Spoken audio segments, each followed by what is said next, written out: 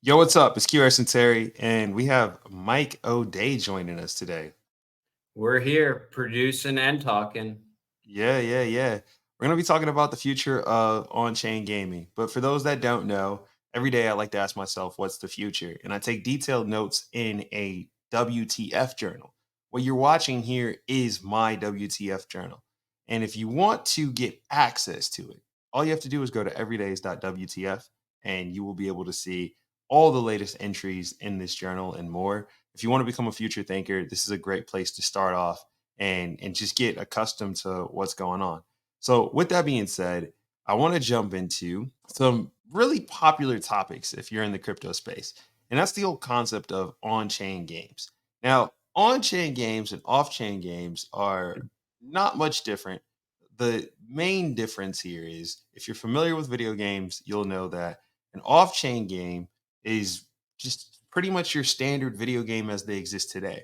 You're playing something on Xbox or PlayStation or PC or Nintendo Switch, it is more than likely an off chain game. That also includes your mobile phone games and also any of the handhelds of choice, Game Boys, ROMs, emulators on the mobile side, like all of that. Those are off chain games. Now, what's a on chain game? Now, an on chain game is a game that is played on a blockchain. Probably the most popular and most widely cited on chain game is probably Axie Infinity. I know that has dominated the headlines for years, but there are a lot more games beyond Axie that are on chain games. Mike, what I guess this is one of those things where you're deep in crypto. I'm curious, like what's an on chain game that is captivated you or held your attention that isn't Axie so far, if any? None, and I think that's part of the problem that we're talking about, right? And therein lies the opportunity as well. Is so many people that are deep in the crypto space are excited about like the possibility of what on-chain gaming looks like because they think that that will onboard a lot of people into the space. I think a problem with a lot of the games to date is they're not fun. And I think the starting definition of any sort of game is like fun at the foremost. So like if you're not going to be playing a game on chain or off chain, but like if you're not just going to be playing it in your free time and so much is competing for attention, what's is it really a game or is it a job that's labeled a game or some other version of something that we haven't even defined yet? But there's a lot of like meta games that exist and a lot of like more broader things. But the question always comes back to like why on chain, right? And it's kind of finding that mix of like what lives on chain, what lives off chain, and how do you design it? Those are the big questions, I guess, when you're once you have a good game at all, right? So it's a lot to unpack, but there's coming from the perspective of people within the space, it feels like a lot of people are excited about it for the possibility of it onboarding the masses.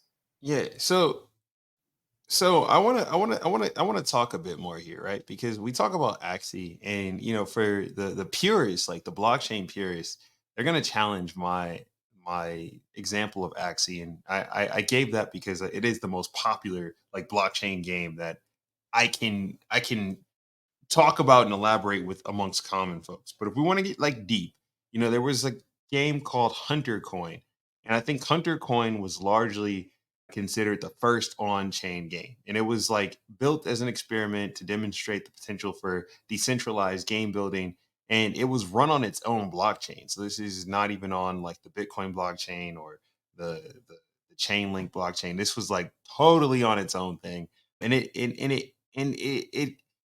was cool. I mean, I never played Hunter Coin, but it made a lot of it made a lot.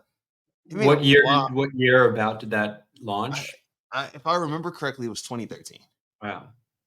Yeah, so that was a while ago, right? Like I was almost that was exactly 10 years ago. So you've got that. Another game that I think I see a lot of my friends. So I'm gonna get weird. There's a game that I used to play. I don't think it exists anymore. Man, I might have to pull out my wallet and like figure out what the name of that. Well, we're gonna have to pull out my wallet and figure out what the name of that game was because and this one was cool. This is another on-chain game, and I know no one probably knows about this because I was deep in the crypto web, and I was just like, hey, let me play this. I'm gonna tell you the name. I'm pulling up right now. Bean Quest. So it doesn't exist anymore. I think the game fell apart. I'm going to the website right now. That website actually does exist. Okay, so this was Bean Quest. For those that are wondering, yes, I used to play this. Yes, you can still see me probably on the leaderboards. What was unique about Bean Quest is it was a compound miner RPG on the blockchain. So it's an on-chain game. And what you do is you sign in with your wallet, you get some beans, which you'd have to purchase with like BNB, and then it's a text-based game. So every day you go, you talk to like the Oracle, and they pull like you roll the dice. And if you get like a win, then what happens is you get like some beans, you can level up and you can take, or you can go like fight and take risk and see if you're gonna double your bounty or if you're gonna like lose what you have. And then like obviously there's NFTs that were associated in the game. So like the items that you had on your quest were associated with the NFT. So like you had magical potions, you had like swords, you had chain links, chainmail, and Bean Quest was actually a really dope game.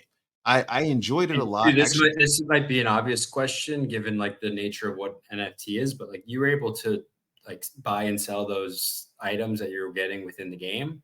yeah. So if you go on my wallet, I have like several Bean Quest NFTs, and this is all on chain, remind you. So like there's no like the entire interface takes place.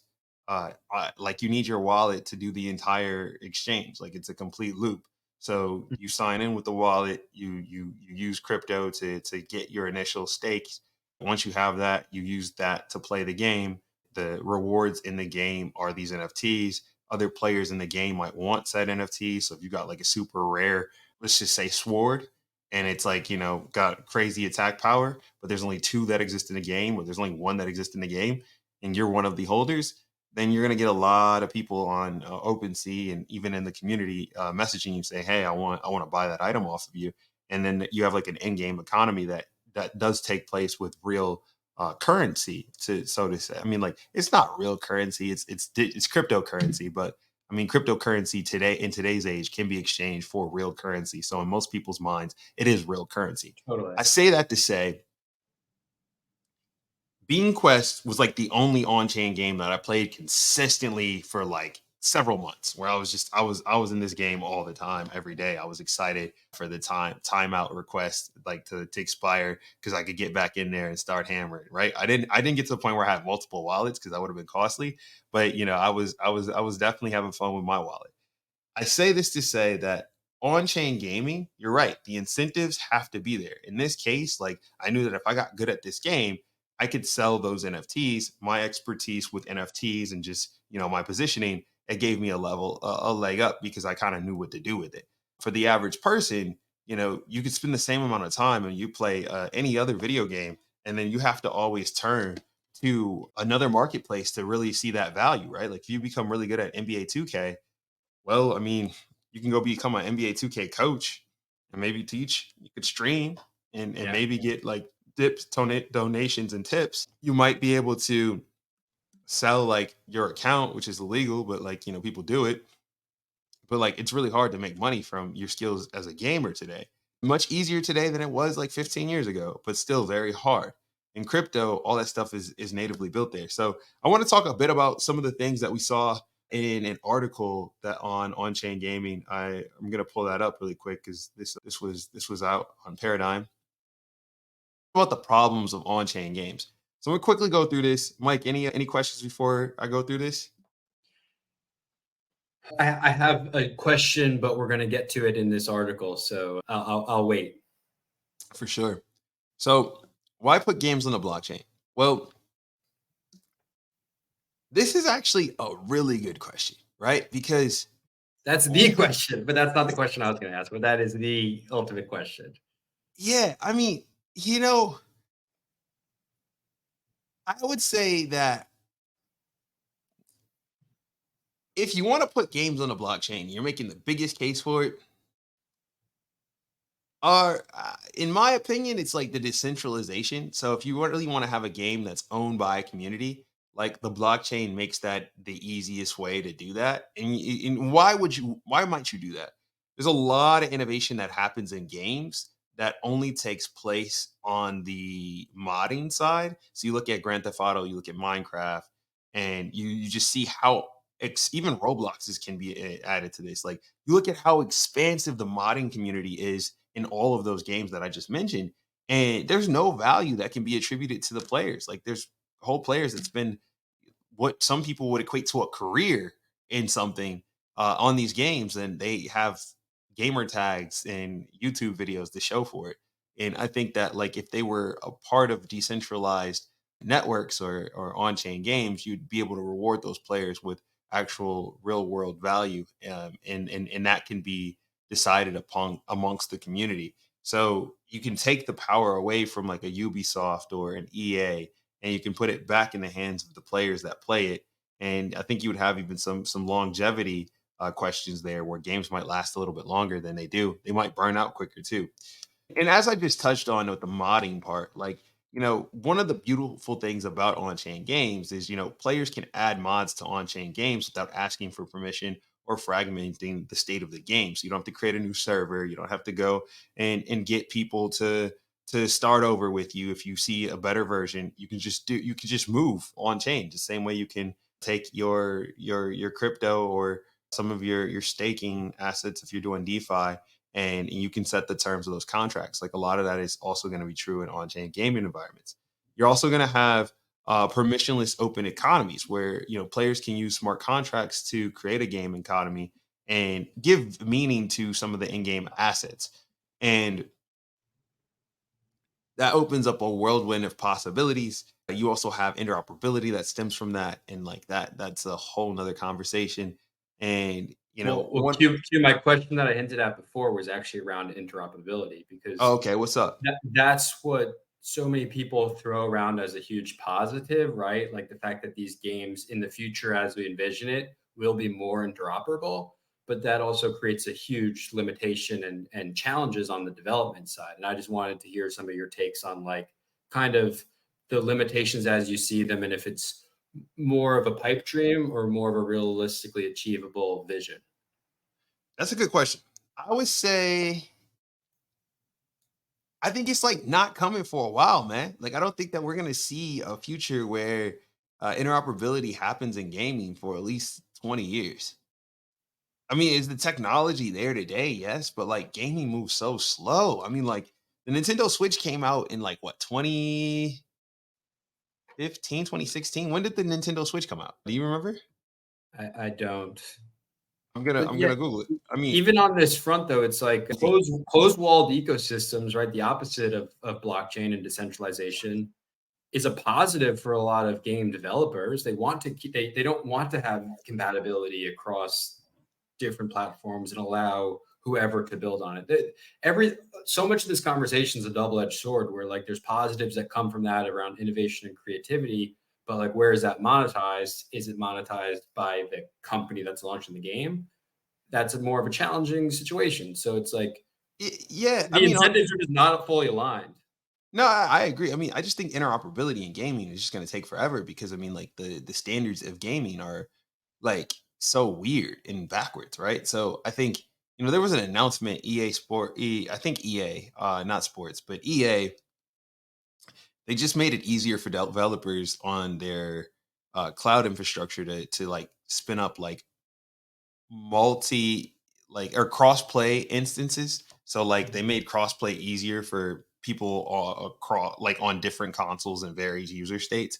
And I think that that's an interesting step towards the direction of interoperability. But we have to Yeah. get there first. So we have to get it where like no matter what device you access said game on, you're always playing with an assortment of people. Now, obviously, there's varied skill sets. A person with a mouse is always going to probably be more efficient than a person with a computer. So then in that case, you need game mechanics to basically even the playing field, and that's where some of these challenges get really hard.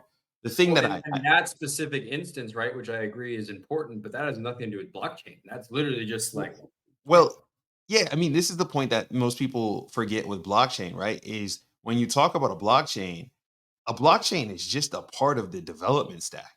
A blockchain is not the end all be all. And I think that that's that. I mean, honestly, Mike, that's the thing that I hate the most is, people think of blockchain and they say like, oh, blockchain, blockchain, blockchain, blockchain. Blockchain is not your savior. I'm sorry, it's not. Blockchain is a tool for developers to create distributed networks. That's it, right? Decentralized distribution. It's a tool. Yeah.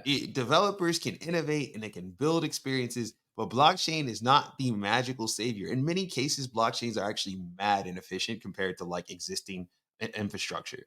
Because, go ahead. And that's what I see so much in blockchain gaming, quote unquote. A lot of it feels forced, and it's just like, hey, we should have blockchain gaming, so let's try to make it work. Versus like, how does blockchain as a technology actually make something better? I mean, remember this though. Like we went all the way back to like, let's just say like, yeah, or yesterday we went all the way back to the Commodore 64 when we were talking about that. I mean, a lot of the early video games, if you go back and look at history, I mean, all of that was forced, man. Like, how many iterations of Pong were there really?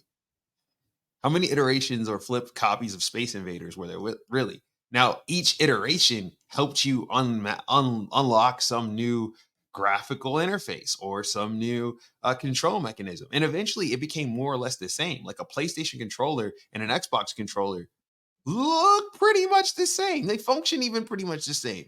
The only thing that differs is like maybe the actual buttons. So instead of A's and B's, you got X's and O's on the between PlayStation, Xbox, and like the triggers and like maybe how it sits in your hand. And so like that's more so for trademark patent and like brand and design purposes. But the actual utility of the controller and function is about the same. Like and you needed that because if playing on PlayStation was harder to do than playing on Xbox, I mean, why would anyone buy the PlayStation, right? So you needed to have the accessibility needed to be pretty much democratized. And to bring it back to blockchains, the thing that gets me is like, okay, blockchains create decentralized assets that can have value and other ecosystems that can allow for even like fan controlled experiences. I mean, you know all about fan controlled experiences. Yeah.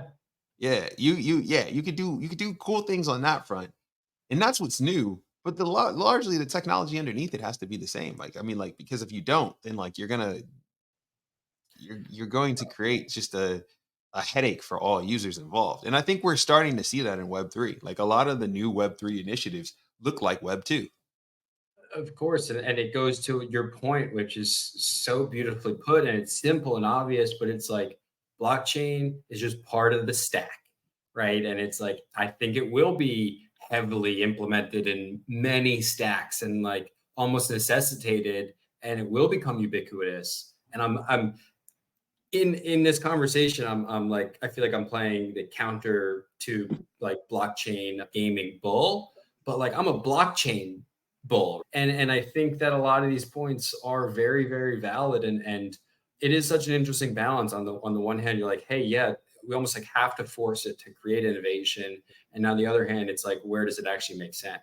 Yeah, no, it's a valid point. I love this story here. We talk about Buter and Vitalik, and when you think about him creating Ethereum, and you see that origin story going back to how he felt after Blizzard, which is the big company behind World of Warcraft, nerfed his class of player.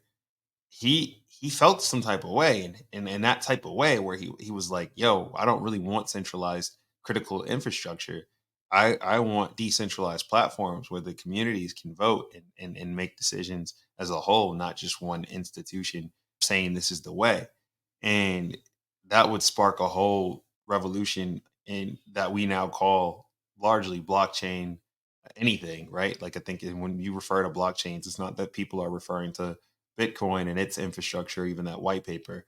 They're largely talking about Ethereum and the derivatives of Ethereum. So this is a good point on that.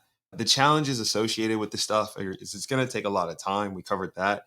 I think it's also going to take a ton of resources on the incentive side. Like, if I can make a game, like I'm looking at Nintendo. The reason why I was bringing up the Switch is the Switch came out in March 3rd of 2017. It's almost like 7 years old in just a few months here, right? The Nintendo Switch. Why would they make another Nintendo Switch when they're still hitting all-time records? Like the Zelda game that just came out crushed all the previous Switch records. This hardware is, let's just say, 10 years old because it wasn't like they designed the hardware on the release date and released it that day. So you've got decade-year-old hardware still crushing and bringing in great sales numbers. No one's complaining. Video games are the only industry where that is largely true today. There's no other industry in technology where you can sell someone old hardware and still make, next gen profits, right? That's not seen. And even cell phones, I mean, they could try it, and many companies have. I mean, look at Samsung's latest rollout. It feels like they just didn't change anything. I mean, nothing changed on the Z Flip 4 and 5 or Fold 4 and 5. I feel like, it was a lackluster year. Say what you want to say, but that's how I feel. And I'm sure their sales and other people will feel how I feel. And then, what happens with phone companies typically is they release the next greatest and latest thing the year after when they have a lackluster year. Video games, they don't care. It's like, they give you this old hardware and they say, like, yo, the incentives are the incentives. You want to play the game or you don't. Closed ecosystems allow for that. Mass market domination allows for that. We've seen the video game industry be challenged by these free to play models. And, I think the free to play models, if they start to integrate interoperability and they start to play with blockchains, in which we've seen a little bit. I know Amazon got into the NFT game not too long ago, and they were giving Prime members free NFTs through their gaming initiative. I think you start to see more of that, and you start to see massive users and players join forces. You'll probably get a shift. I mean, on-chain gaming is exciting, but it's gotta be the right game design. And you've got to have the right financial incentives on all sides, especially when you start to talk about crypto. Because when people think crypto, doesn't matter how young or old they are, everyone thinks money. And I Well, think it's not even just money, it's like the time horizon that comes with that as well, which brings on different challenges. So it's like when you tie people simultaneously playing something for fun or for some reason, and then there's other people that are playing in a speculative nature that are hoping to gain financial return, that creates a very clouded ecosystem of misaligned incentives and timing. It makes it just harder to deliver something to a community because there's just more noise and different types of people to navigate for. You're not necessarily building for the people that are like chasing short-term financial return in this case. no, yeah, no, that's real. I mean, like that's super real. And so when it comes to my future outlook on this, like I think it's gonna look very niche. All right, and here's why. When it comes to on-chain games, they're really really fun when you know the community or don't know the community, but the community is small enough where you can get to know the community. And with massive online role playing games as they exist today, you don't have that opportunity anymore. Like you go through thousands, if not tens of thousands of players when you're in these online lobbies and matching up. But on chain gaming doesn't move that fast. In most instances, it's something that takes time. It like has a true like growth period per se. And in that, you want to get to know the players, their backstory, the things they value. And when you get to know that, you actually develop a better attachment to the game. And so I talked about Bean Quest earlier, and I wrote about this in the everydays that I'll link into the actual note. But like the thing that I liked most about Bean Quest is I actually got to become one of the members of that community and get to know the values and the different notions that people were operating from, and like that cultivated some sort of connection that went beyond the game. And that's what brought me back to the game day in day out. That's what allowed me to, like, 'cause you have to connect your wallet, and like it wasn't a frictionless experience where I just turn on a PlayStation and play. It was something where I actually had to like put an active effort in. And that niche community that was cultivated, that was asking me, hey, you want to trade this for that? Those experiences were all worthwhile. And I think that you're going to need a lot more of those before you see the big on chain gaming conglomerate that comes in and tries to like, truly unify the space. But just as it is with any of these consoles, it's not one game that makes a console. It's the communities and the gamers behind it. It's like, think about how many players play Fortnite, and the Fortnite is not console specific. You can play that on mobile, you can play that on console, you can play it on PC, and a Fortnite gamer is a Fortnite gamer. But a actual gamer that's tied into a whole ecosystem, they look a lot different than some of these community gamers. And I think you've got to start small before you can go large. So I wouldn't look to Fortnite to find on-chain game the next revolution of on-chain gaming. I would probably look at some small project that is like a text-based video game, and it's cultivating its users in some unique way, and it's going to grow in the next 7 years, kind of like the Nintendo Switch. If you want to know more about the future and like kind of what I think about it, I would check out everydays.wtf. What I do is I post all my thoughts on what I think the future is, and the research that I have right here on this site. If you've got questions for me or others, you can leave it in the comments, and we can go ahead and get that story going. But beyond that, I will catch you in the future. Sorry we ran over a little bit. I'll catch you in the future as well.